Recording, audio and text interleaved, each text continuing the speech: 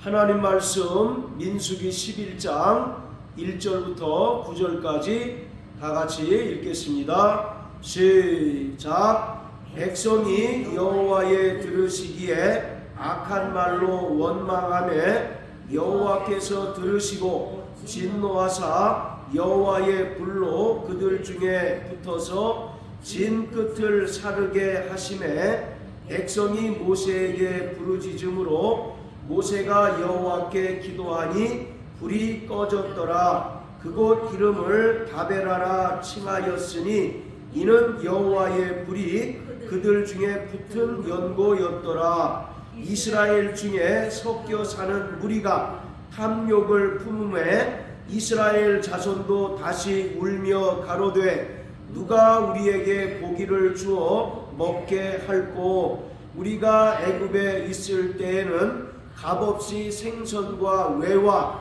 수박과 부추와 파와 마늘들을 먹은 것이 생각나거늘 이제는 우리 정력이 쇠약하니 이 만나 외에는 보이는 것이 아무것도 없도다 하니 만나는 가시와 같고 모양은 진주와 같은 것이라. 백성이 두루 다니며 그것을 거두어 맷돌에 갈기도 하며 절구에 찢기도 하고 가마에 삶기도 하여 과자를 만들었으니 그 맛이 기름 섞은 과자 맛 같았더라.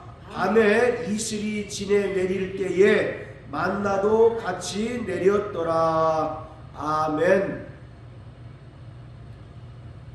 하나님께서 우리에게 은혜를 베푸셔서 그 은혜를 믿음으로 말미암아 구원을 얻게 하셨습니다. 은혜라고 하는 것은 하나님께서 값없이 주시는 선물입니다. 우리 인간의 노력이나 또는 인간의 공로가 들어있는 것이 아니라 전적으로 하나님께서 죄인된 우리에게 주시는 선물이 바로 은혜입니다. 그 은혜를 우리는 믿음으로 말미암아 죄사함을 받고 또 구원함을 받은 하나님의 자녀가 되었습니다. 이처럼 은혜라고 하는 것은 하나님께서 우리에게 값없이 주신 선물입니다. 쉽게 얘기해서 우리에게 공짜로 주신 선물이라는 의미입니다.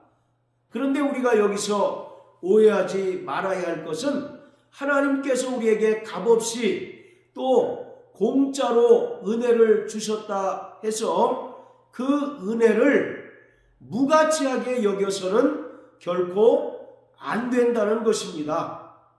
우리에게 값없이 은혜를 주셨지만 그 은혜를 주시기까지는 하나님의 놀라운 희생이 있었음을 우리는 분명하게 알아야 합니다.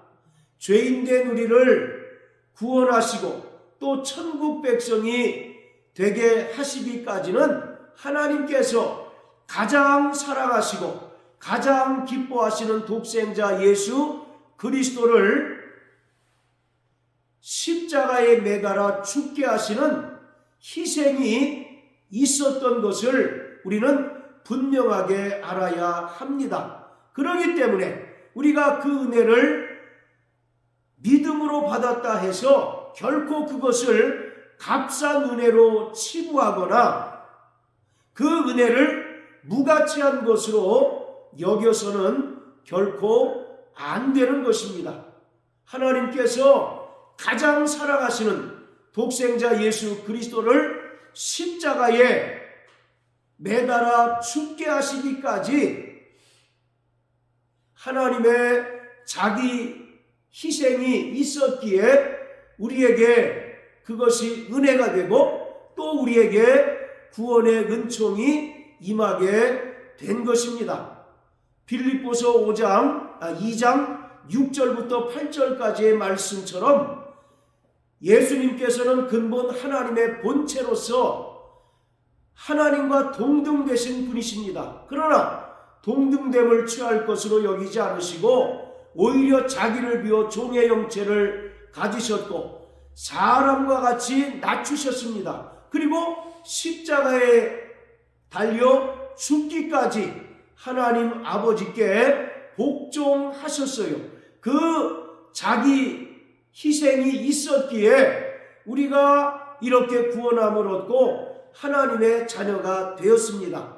그런데 오늘 이러한 하나님의 은혜를 망각하고 또 하나님의 은혜를 무가치한 것으로 여기는 사람이 대단히 많습니다. 우리는 하나님께서 우리에게 베푸신 그 은혜를 배은망덕하지 말아야 합니다. 우리에게 베푸신 그 은혜를 찬양하고 또 그 은혜를 감사하며 우리의 삶을 통하여 그 은혜를 담대히 전하는 삶을 살아야 할 터인데 많은 이들이 그 은혜를 무가치한 것으로 여기고 또 그 은혜를 등한히 여기며 배은망덕한 삶을 살아가고 있습니다. 자, 여기 표시해 놓으시고 신약 성경 히브리서 2장을 다 같이 보시겠습니다. 히브리서 2장 1절부터 4절까지 읽겠습니다. 자, 읽겠습니다. 시작. 그러므로 모든 들은 것을 우리가 더욱 간절히 삼갈지니 혹 흘러 떠내려갈까 염려하노라. 천사들로 하신 말씀이 견고하게 되어 모든 범죄함과 순종치 아니함이 공변된 보응을 받았거든 우리가 이같이 큰 구원을 등한히 여기면 어찌 피하리요. 이 구원은 처음에 주로 말씀하신 바요 들은 자들이 우리에게 확증한 바니 하나님도 표적들과 기사들과 여러가지 능력과 및 자기 뜻을 따라 성령에 나눠주신 것으로서 저희와 함께 증거하셨느니라. 자, 3절에 보면 우리가 이같이 큰 구원을 등한히 여기면 어찌 피하리요. 여기서 큰 구원이라고 하는 것은 예수님께서 이 땅에 말씀이 육신이 되어 오셔서 십자가에 달려 죽으시고 부활하심으로써 이루신 구원을 말하고 있습니다. 그런데 많은 이들이 이와 같이 큰 구원을 등한히 여긴다라고 말합니다. 여기서 등한히 여기다라고 하는 말은 무가치한 것으로 여기고 또 그 구원을 무시한다라고 이렇게 이야기하고 있습니다. 그러면 이러한 자들에게는 반드시 하나님의 준엄한 심판이 있게 된다고 말씀하고 있어요. 옛 언약에 속한 사람들도 그 율법을 불순종하였을 때 하나님께서 그들에게 공변된 보응을 하셨습니다.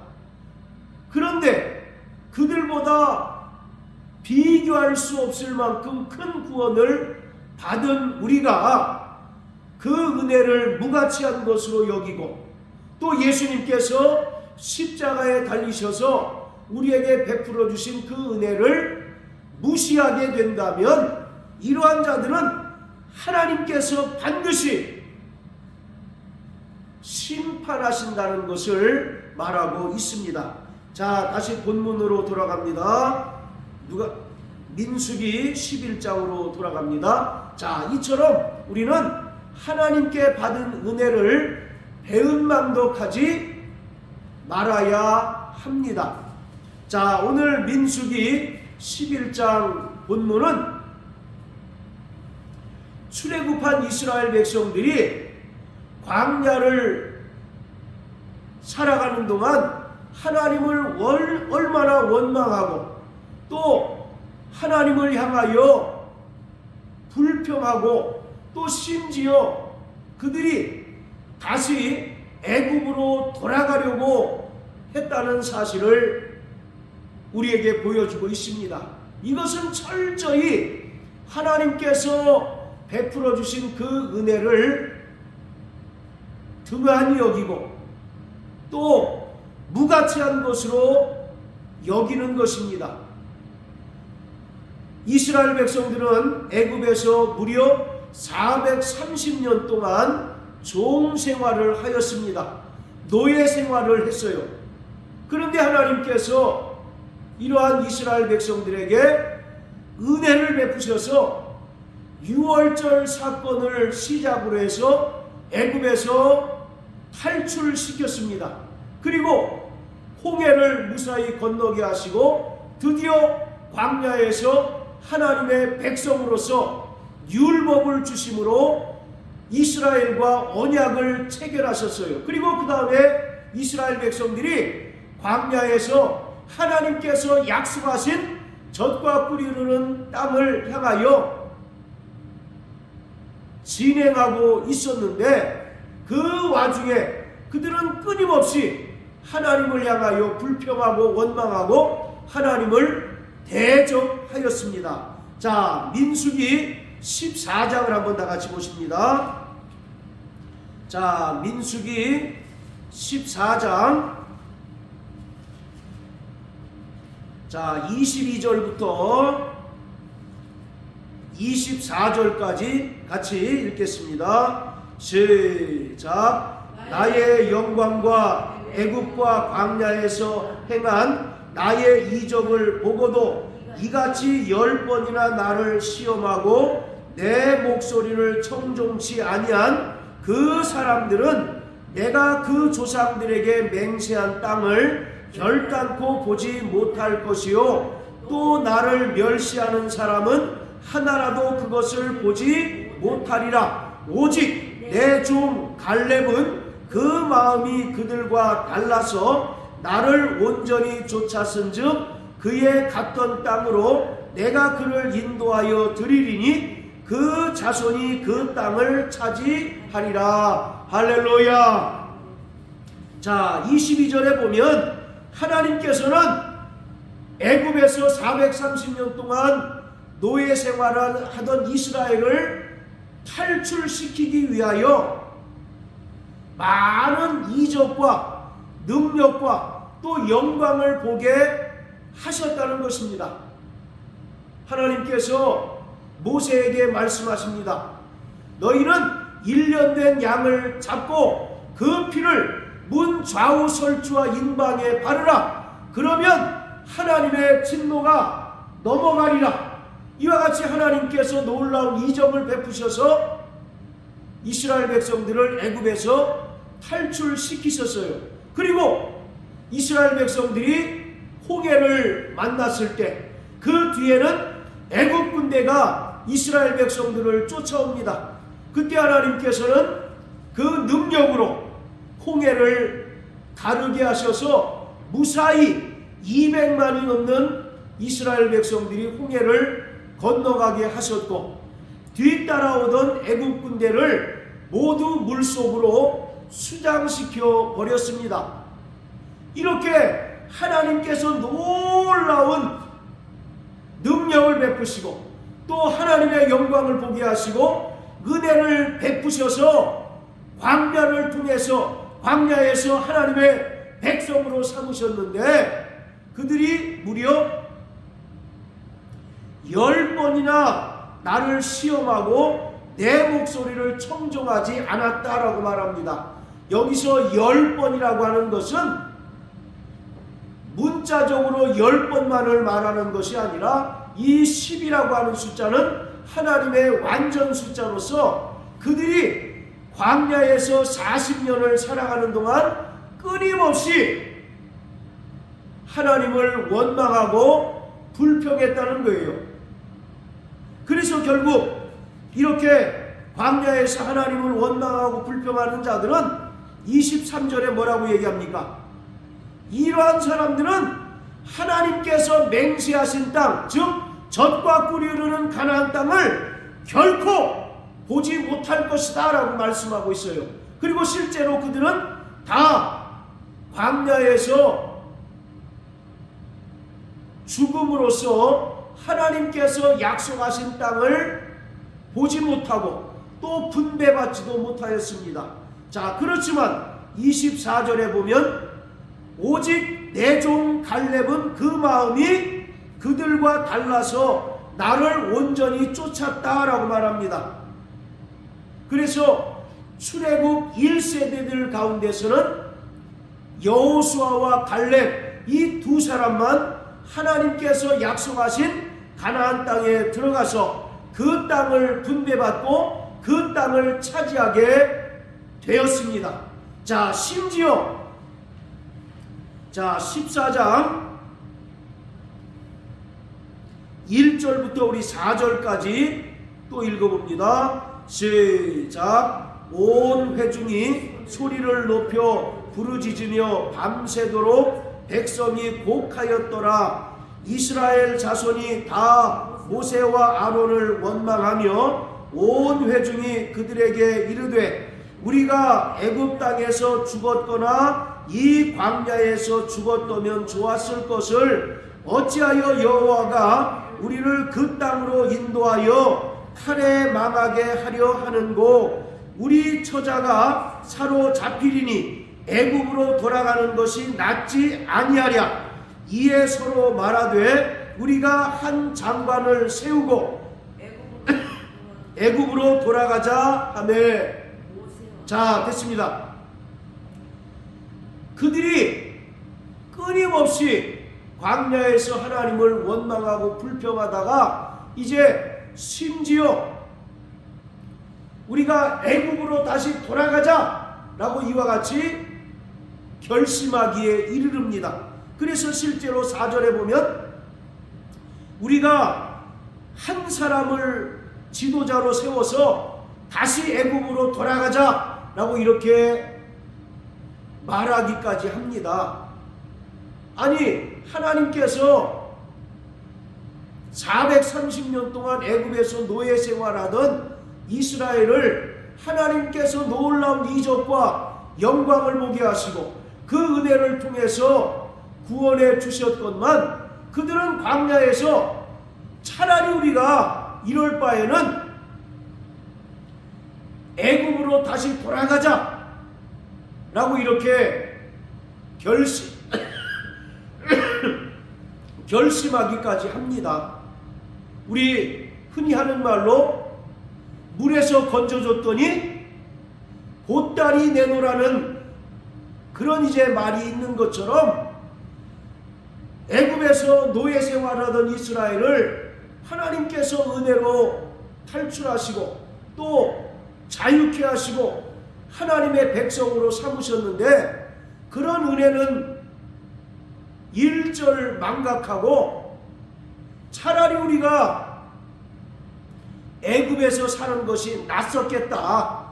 그러니 우리 다시 애굽으로 돌아가자 라고 이와 같이 그들이 말하였다는 것입니다. 이것은 하나님께서 그 아들 예수 그리스도를 통하여 베풀어 주신 그 은혜를 등한히 여기고 하나님께서 독생자 예수 그리스도를 십자가에 매달아 죽게 하심으로써 우리의 모든 죄를 속량하시고 또 우리를 구원하신 그 은혜를 무가치한 것으로 여기는 것입니다. 이러한 자는 반드시 하나님께서 진노의 심판을 통하여 심판하신다고 성경은 말씀하고 있습니다. 자, 11장 다시 돌아갑니다. 오늘 이 본문도 이스라엘 백성들이 광야에서 하나님을 원망하는 그러한 내용입니다. 자, 5절 6절에 보면 우리가 애굽에 있을 때에는 값없이 생선과 외와 수박과 부추와 파와 마늘들을 먹은 것이 생각나거늘 이제는 우리가 정력이 쇠약하되 이 만나 외에는 보이는 것이 아무것도 없도다 라고 말합니다. 그러니까 이들은 여전히 애굽 생활을 더 추억하고 애굽에서의 삶을 더 그리워하고 있는 것입니다. 이것은 하나님께서 베풀어 주신 그 은혜를 등한히 여기는 것입니다. 자, 여기서 재미난 것이 5절에 보면 우리가 값없이 생선과 외와 수박과 부추와 파와 마늘들을 먹은 것이 생각나거늘 이라고 이렇게 얘기합니다. 그러면서 6절에는 이제는 우리가 정력이 쇠약하다라고 말합니다. 여기서 5절에 나오는 5가지 채소가 있습니다. 오이와 수박과 부추와 파와 마늘들, 이것은 이스라엘 백성들이 애굽에서 살아갈 때에 애굽 왕 바로가 이들에게 제공했던 채소들입니다. 이 채소들의 특징은 뭐냐면 몸을 튼튼하게 하고 또 혈기를 돋우는 채소들입니다. 특히 이 5가지 채소는요, 절에서 이제 그 수행을 하는 중들은 절대 금지된 식물입니다. 왜냐하면 이 5가지 채소들은 날 것으로 씹어 먹게 되면 흥분을 한답니다. 그리고 이것을 쪄서 먹게 되면 음심이 올라오게 됩니다.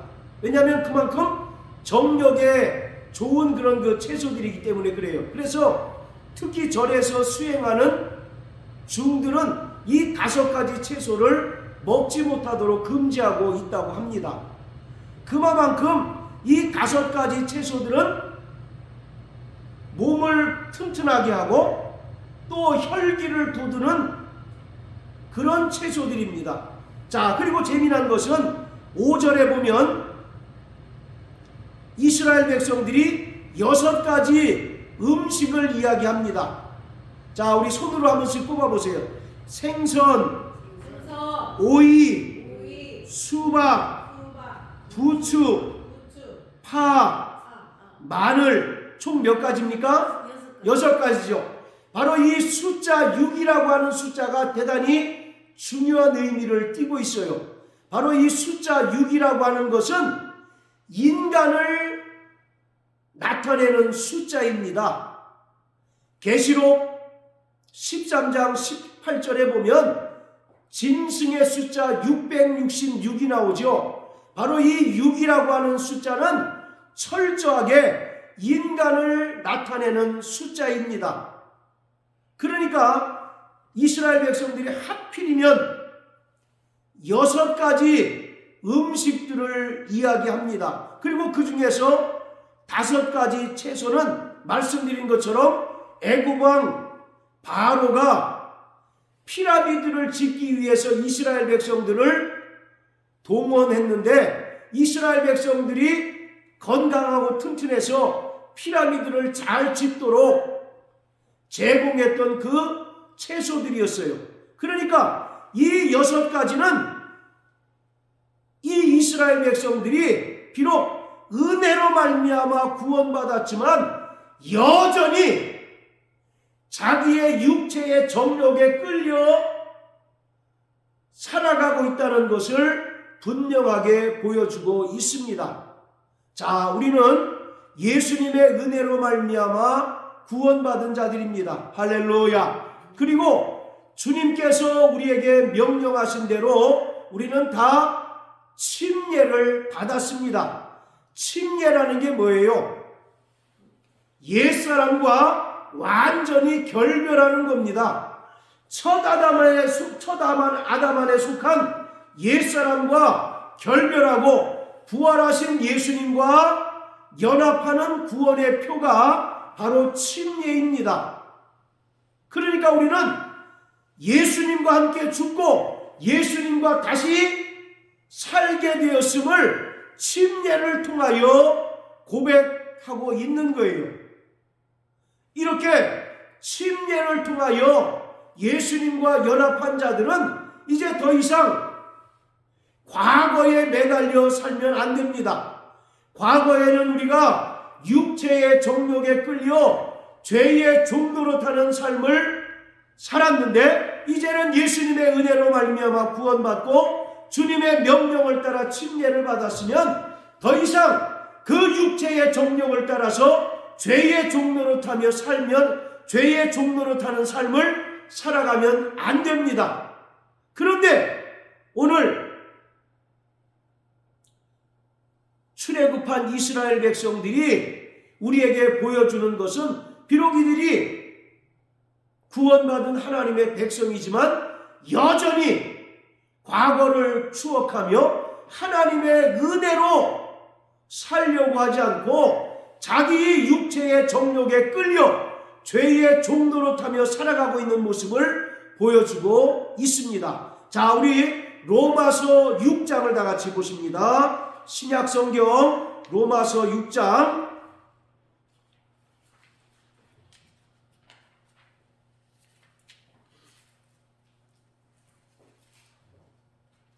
자 1절부터 우리 9절까지 읽겠습니다. 시작. 그런즉 우리가 무슨 말 하리요? 은혜를 더하게 하려고 죄에 거하겠느뇨? 그럴 수 없느니라. 죄에 대하여 죽은 우리가 어찌 그 가운데 더 살리요? 무릇 그리스도 예수와 합하여 침례를 받은 우리는 그의 죽으심과 합하여 침례 받은 줄을 알지 못하느뇨? 그러므로 우리가 그의 죽으심과 합하여 침례를 받음으로 그와 함께 장사되었나니 이는 아버지의 영광으로 말미암아 그리스도를 죽은 자 가운데서 살리심과 같이 우리로 또한 새 생명 가운데서 행하게 하려 함이니라. 만일 우리가 그의 죽으심을 본받아 연합한 자가 되었으면 또한 그의 부활을 본받아 연합한 자가 되리라. 우리가 알거니와 우리 옛사람이 예수와 함께 십자가에 못 박힌 것은 죄의 몸이 멸하여 다시는 우리가 죄에게 종노릇하지 아니하려 함이니 이는 죽은 자가 죄에서 벗어나 의롭다 하심을 얻었음이니라. 만일 우리가 그리스도와 함께 죽었으면 또한 그와 함께 살 줄을 믿노니 이는 그리스도께서 죽은 자 가운데서 사셨음에 다시 죽지 아니하시고 사망에 다시 그를 주장치 못할 줄을 알미로라. 아멘. 바로 침례에 대해서 정확하게 말하고 있습니다. 침례는 쉽게 말해서 예수와 함께 죽고 예수와 함께 다시 살았음을 우리가 믿음으로 고백하는 구원의 표입니다. 우리가 침례를 받음으로써 다시는 과거와 같이 육체의 정욕에 끌려 죄의 종노릇 하는 삶을 살아서는 안 됩니다. 왜냐하면 예수님께서 단번에 자기 몸을 희생제물로 드리심으로써 우리에게 영원한 속죄를 이루어 주셨기 때문에 그 예수님의 은혜를 믿고 또 명령을 따라 침례를 받은 자는 다시는 육체의 정욕에 끌려 죄의 종노릇하는 삶을 살아서는 안 됩니다. 그래서 철저히 우리는 과거와 결별하는 삶을 살아가야 합니다. 그것이 결코 쉽지는 않지만 우리는 날마다 성령 하나님의 인도하심을 따라 이 땅에서 거룩한 성화의 삶을 살아가야 합니다. 하나님께서 출애굽한 이스라엘 백성들에게 말씀하시기를 너희는 하나님의 거룩하심과 같이 모든 행실에서 거룩하라고 말씀하고 있어요. 이처럼 우리가 예수님의 은혜로 구원받고 또 침례를 통하여 거듭난 하나님의 자녀가 되었는데 이제 하나님의 자녀들은 다시 옛날 모습으로 살아서는 안 됩니다. 다시 옛날을 추억하는 삶을 살아서는 결코 안 됩니다. 우리가 과거에 애굽에 있었을 때는 비록 노예였지만 몸을 튼튼하게 하는 이런 많은 음식들을 먹었었는데 지금은 겨우 만나밖에 없으니 우리 정력이 쇠하도다, 이런 고백이 나와서는 결코 안 되는 거예요. 오직 하나님께서 우리에게 베풀으신 그 은혜가 족한 줄 믿고 그 은혜를 따라 이 땅에서 거룩한 하나님의 백성으로, 거룩한 하나님의 자녀로 성화의 삶을 온전히 살아가는 자가 되어야 합니다. 자, 또 고린도전서 10장을 다 같이 한번 보십니다. 고린도전서 10장